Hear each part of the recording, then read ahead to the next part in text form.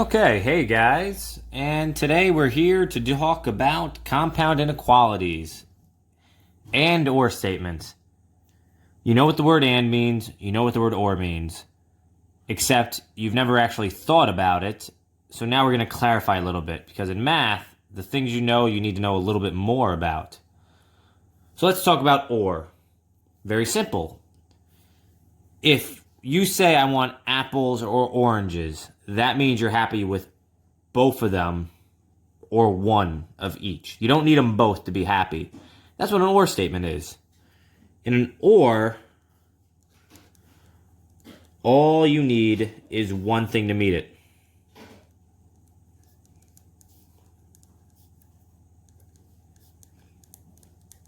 You just need one thing to work. That's all you need. You need one thing to work, and it works out for an or. Apples or oranges. If they're oranges, you're happy. If they're apples, you're happy. If it's both, you're also happy. That's still fine. An and statement is a little different.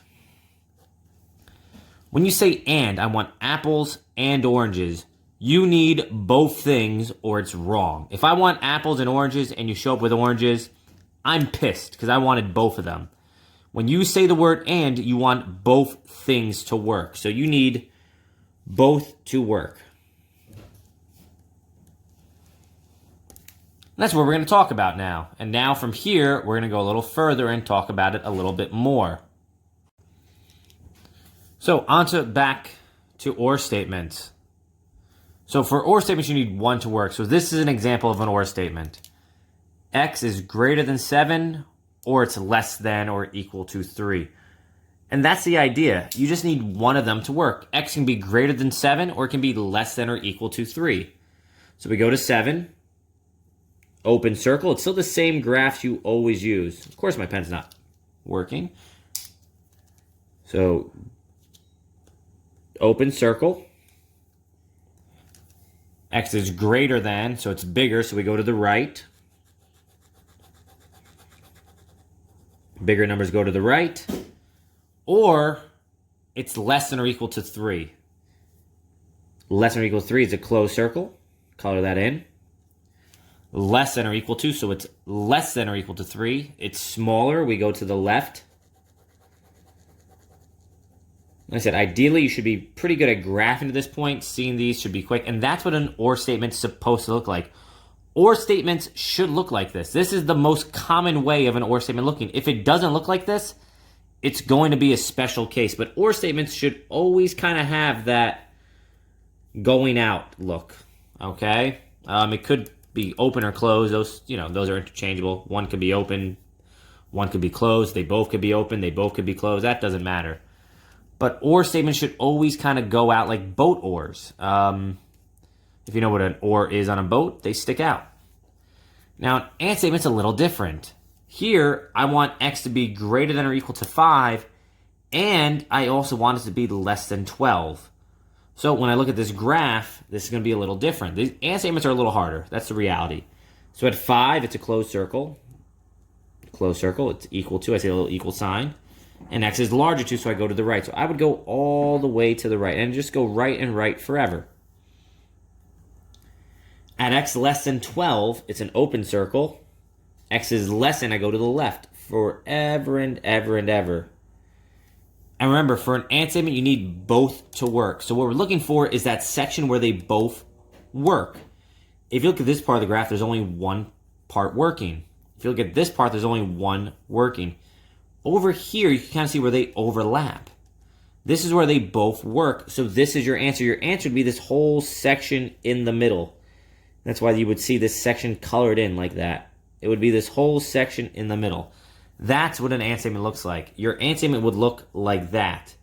And statements, usually, will look something like this. There'll be two circles, open or closed, and they would have a little bar in between. Kind of look like a barbell. And once again, those circles might both be open, they might both be closed. One might be open, one might be closed. It doesn't really matter, okay? It's all about the greater than or less than thing. But this is what an and statement looks like. This is the graph. Or statements go away, and statement goes towards each other. Now, this is the big thing. This is the big move here. For an and statement, the way you write an and statement is not with the word and. That's the tricky part. Or statements will always have this word or. Or statements always have the word or. And statements don't always have the word and. You might see it like this.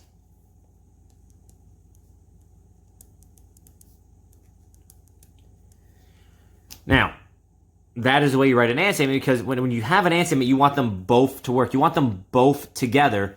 So you literally want both answers together. You kind of mush them together.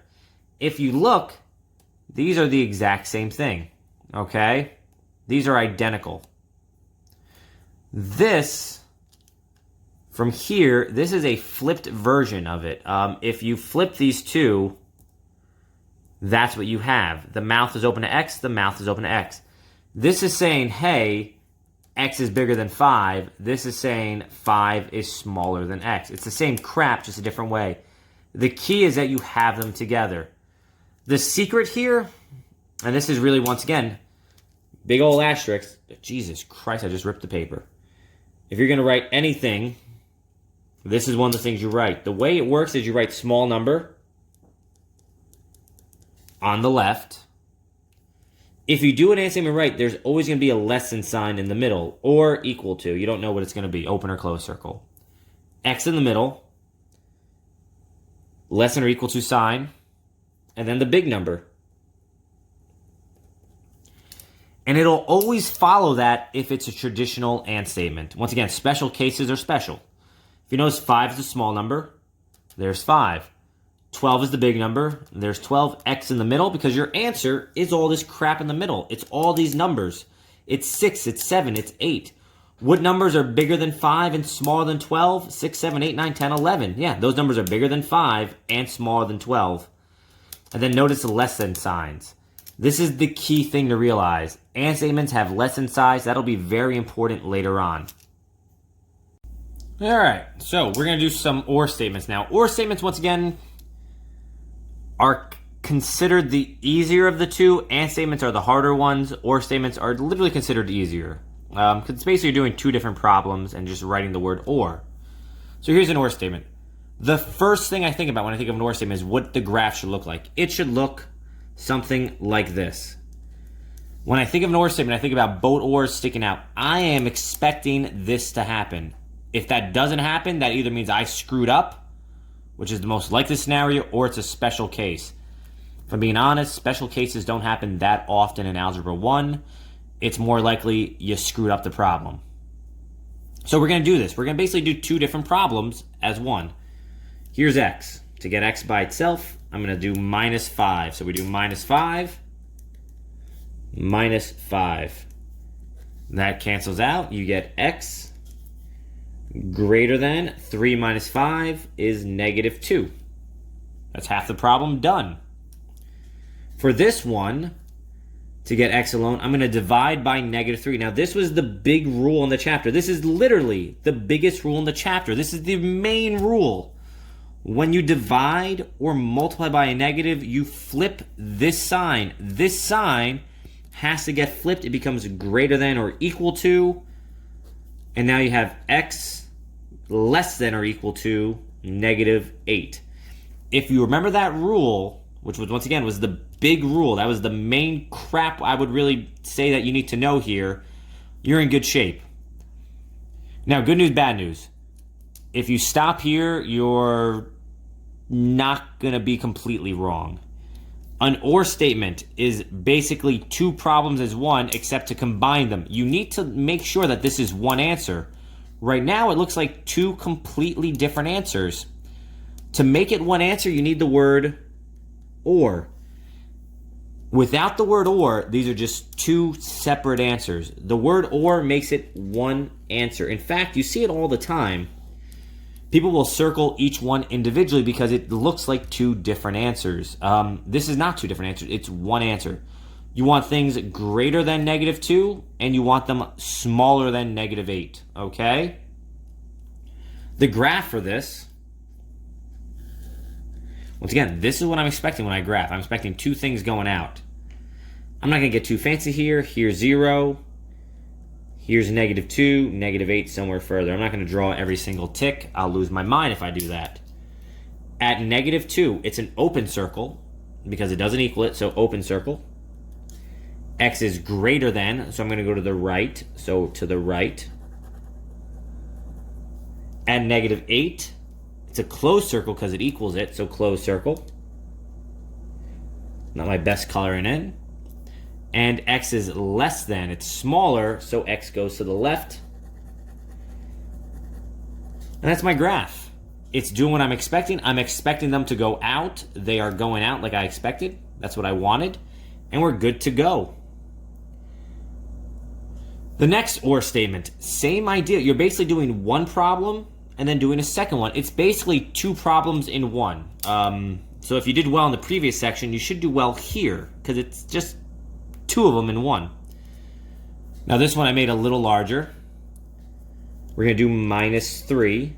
Minus 3. Remember, you get rid of what's furthest away from that x, but on the same side. So I'm going to get rid of that 3. I'm left with a 4x less than equal to 11 minus 3 is 8. Divide by 4, x less than or equal to 2. The next one. There's x. I want to get it by itself. I'm going to move this 6 over. Minus 6, minus 6. I get an x greater than 20 minus 6 is 14. And once again, if you look at it, it looks like these are two separate answers. And that's the thing that people have trouble with. It's not two different answers. It's one answer. You want numbers smaller than 2, but larger than 14. Those are the two choices you have, okay? So you need an or between them to make it work. Now, in reality, I would love for people just to rewrite it in one line like this, straight across. But am I going to be pissed if you do this? No. The main thing is you need this word or. Without the word or, it's two different answers and it's wrong. It's not two answers, it's one answer.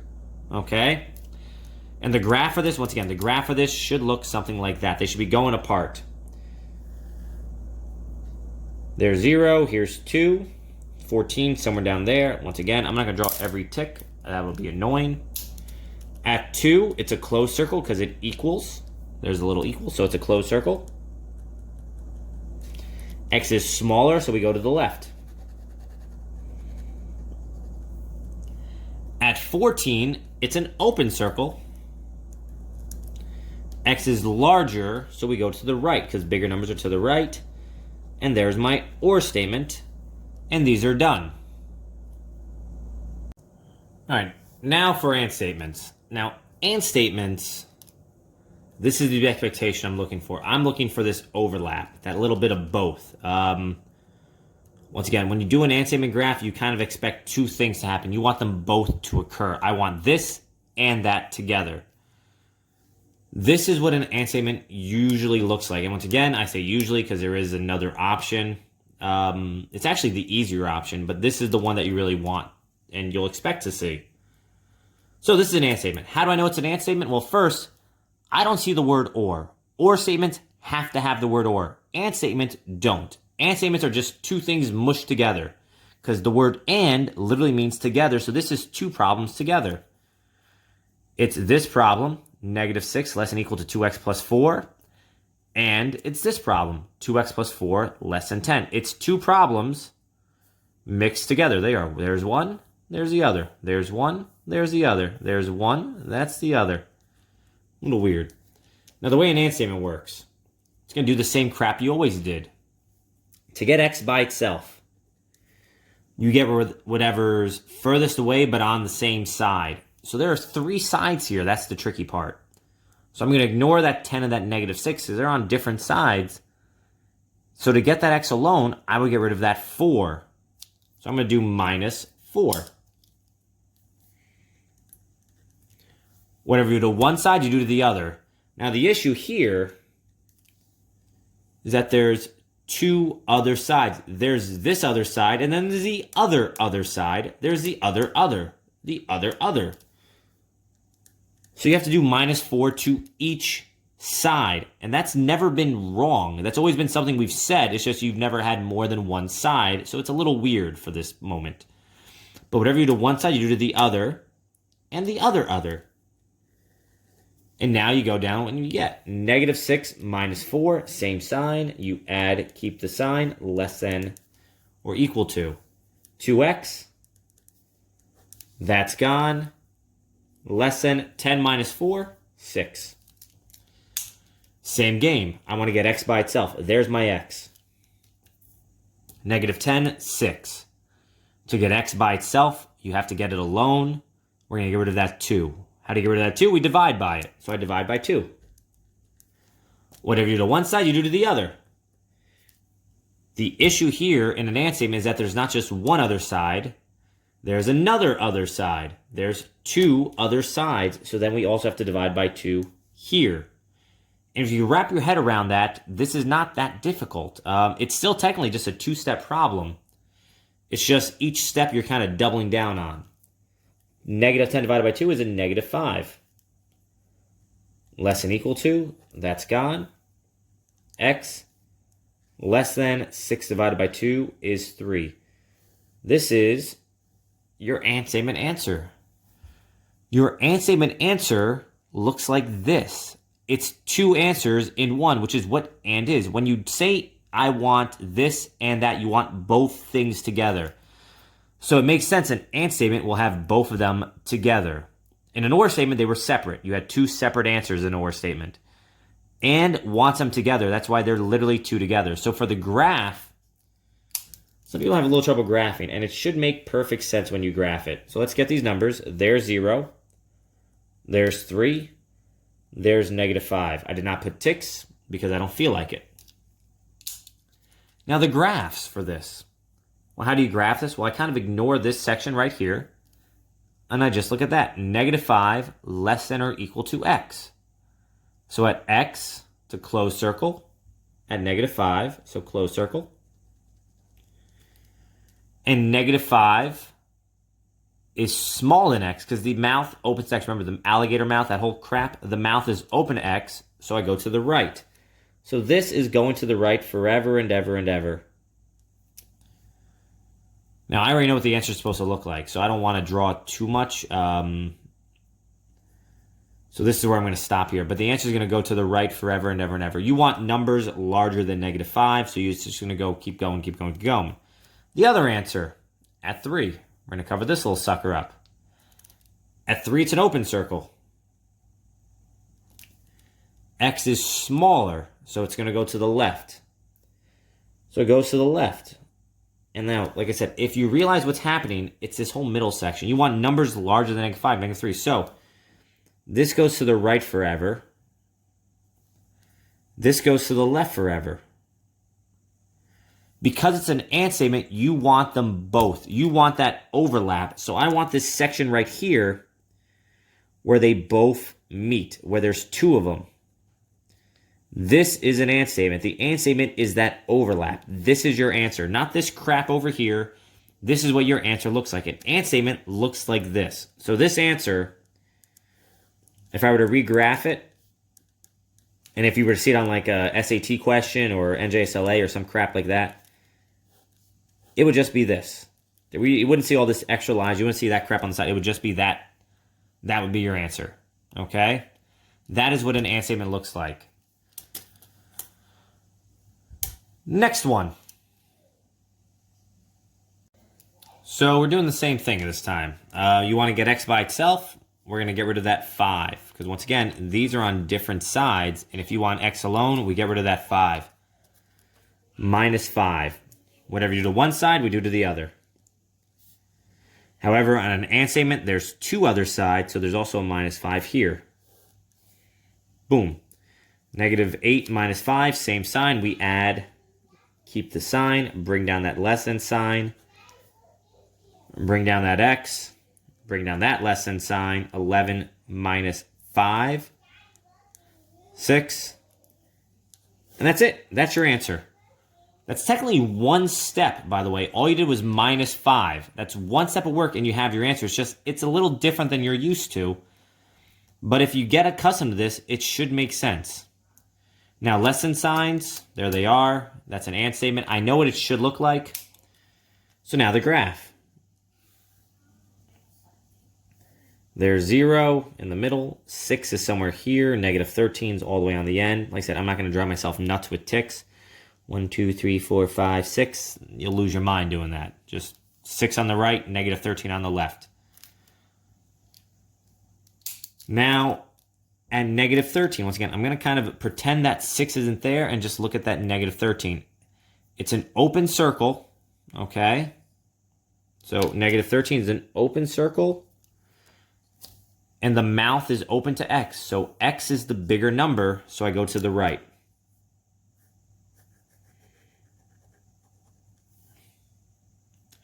Now it's 6, once again.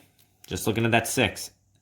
It's an open circle. There's no equal sign underneath it. So open circle.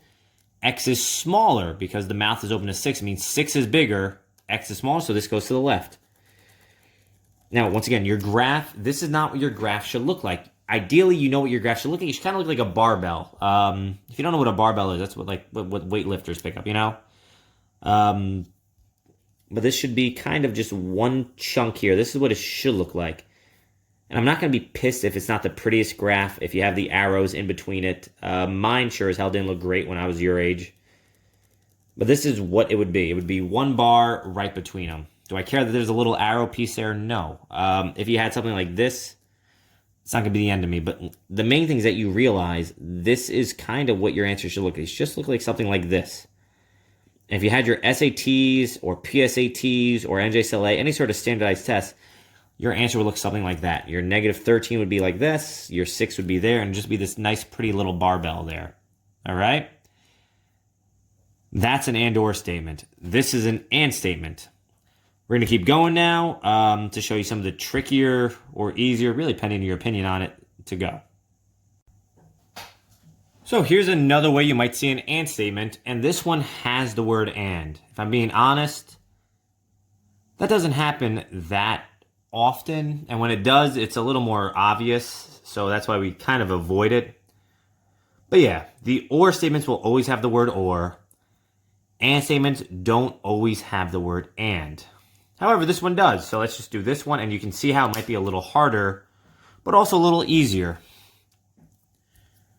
We're going to solve this left problem. To get x by itself, we divide by negative 5. And now, the most important rule from the chapter pops up again. When you divide or multiply by a negative, you flip the sign. That greater than sign is now less than sign. X less than 4. And we got to solve this little guy. Minus 3, minus 3. Get rid of what's furthest away, but on the same side. Oop, that's gone. You now have a 2x is greater than negative 14. We keep going. To get x by itself, we divide by 2, divide by 2.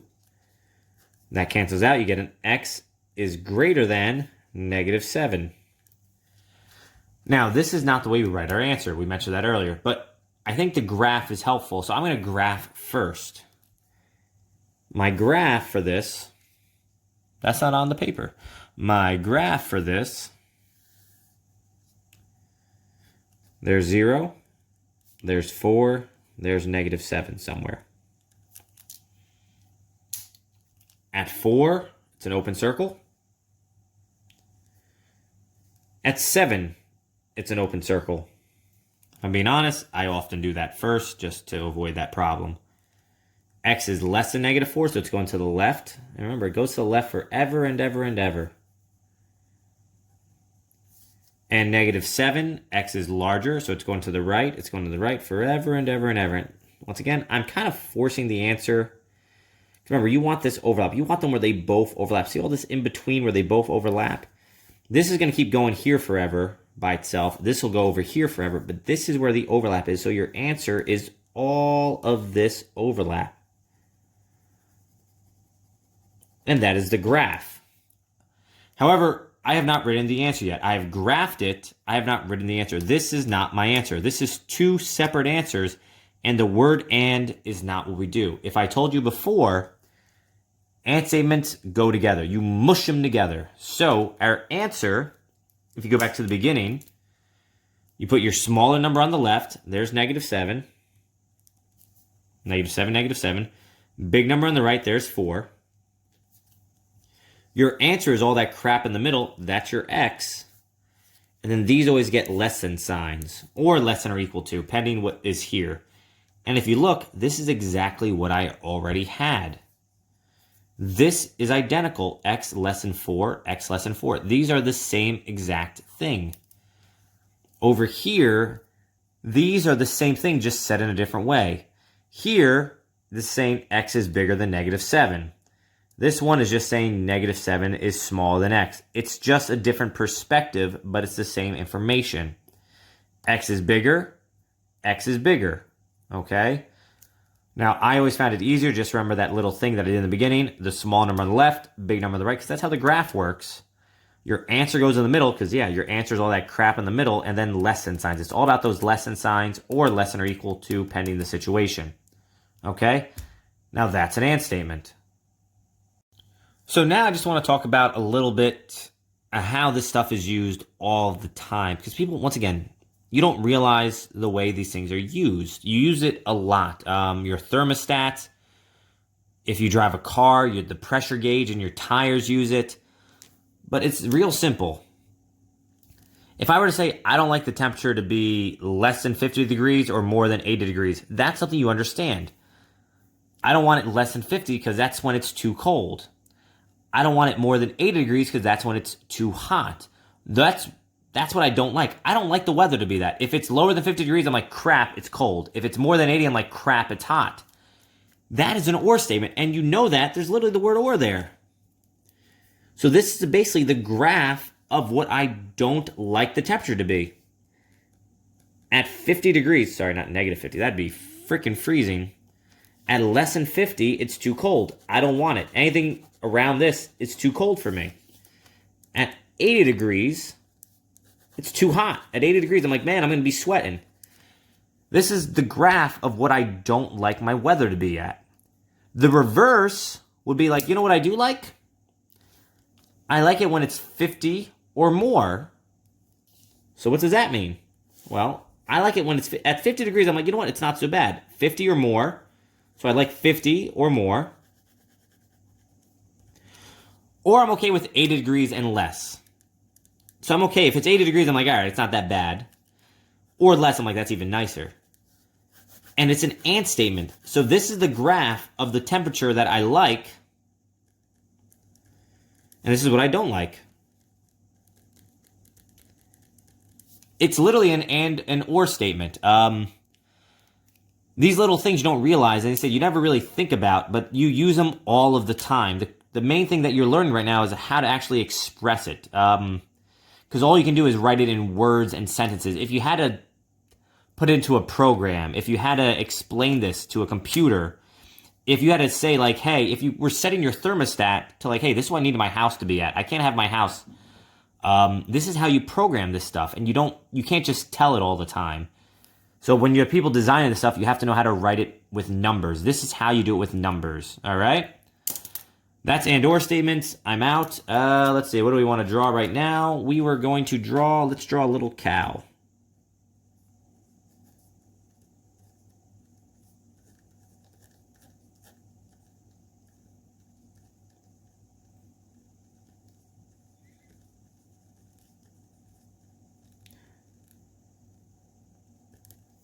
There's a cow. Boom. Done.